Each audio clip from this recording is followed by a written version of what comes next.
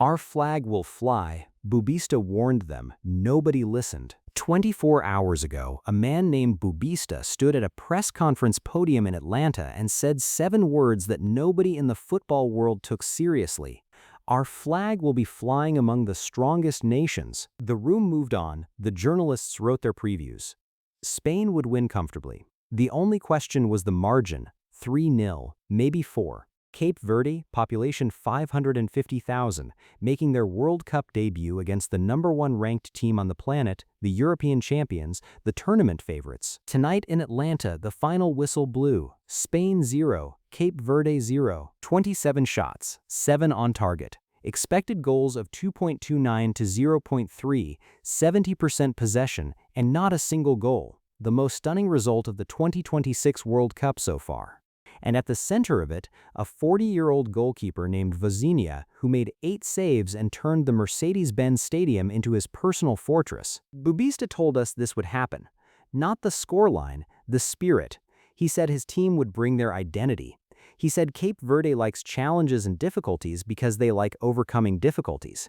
He said it was a dream coming true. Nobody listened. Everybody should have. Let's go through what actually happened. Because this was not luck. This was not a fluke. This was a team that executed exactly the psychological game plan their coach laid out in the press room. Remember what Bubista said about identity. When we mention our identity, we are actually talking about who we are as a people. That identity was visible in every minute of this match. Cape Verde did not park the bus. They did not sit in their own box for 90 minutes hoping for the best. They defended with structure, with discipline, with organization, and when they won the ball, they broke forward with purpose. In the 90th minute, Ryan Mendez, their 36-year-old captain, had a shot that could have won the match. Cape Verde were not surviving, they were competing, exactly as Bubista promised they would. Now look at the other side. Look at Spain. And look at what Luis de la Fuente said before this match. He called his squad the best team in the world, the best players. He said if anyone thinks Cape Verde will be easy, they are mistaken. He called this the most important match of the World Cup. He was right about one thing. It was the most important match. Because Spain just dropped 2 points they cannot afford to lose.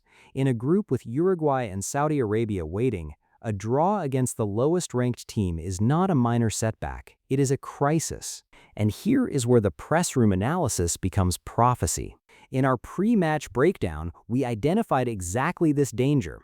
De La Fuente was managing in 2 directions, telling the world his team is the best, telling his players the opponent is dangerous. The problem with that strategy is that players hear the first message louder than the second. When your coach says you are the best squad in the world, the subconscious message is that talent alone will be enough. It was not enough. Ferran Torres hit the crossbar from Spain's best chance. Vozinha saved from Oyarzabal, from Laporte, from Torres again. Pedri got a yellow card out of frustration trying to stop a Cape Verde counter. And when Lamine Yamal finally came off the bench, the teenager who De La Fuente said has magic, even he could not break through. The magic did not work. Because Cape Verde had something more powerful than magic tonight. They had identity. And now let us talk about Vozinha, because what this man did tonight deserves its own chapter in World Cup history. He is 40 years old. He plays for Chaves in the Portuguese 2nd Division. He is not a name that any casual football fan would recognize. And tonight, he made 8 saves against the European champions. 8. Spain's expected goals of 2.29 means that statistically they should have scored twice. Vozinha personally erased 2 goals from reality. At 40 in his first ever World Cup match against the best attack in the tournament. Think about what that means. Think about the nerve required. Think about the concentration, the positioning, the reflexes. Every single time Spain created a chance, and they created 27 of them, Vozinha was ready. After the match, the XG graphic told the whole story. Spain 2.29, Cape Verde 0.3.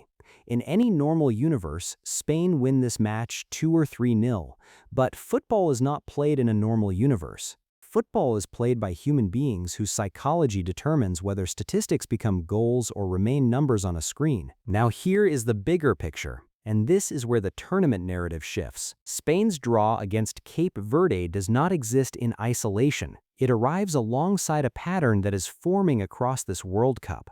Favorites are stumbling. The expanded 48-team format has created conditions where smaller nations have more to play for, more belief, and more tactical preparation than ever before. And it connects directly to the match happening tomorrow night. France versus Senegal, another European champion facing an African opponent in their opening match, another favorite expected to win comfortably. Another coach, Deschamps, who has been carefully managing expectations in the press room. Deschamps watched this match tonight. You can be certain of that.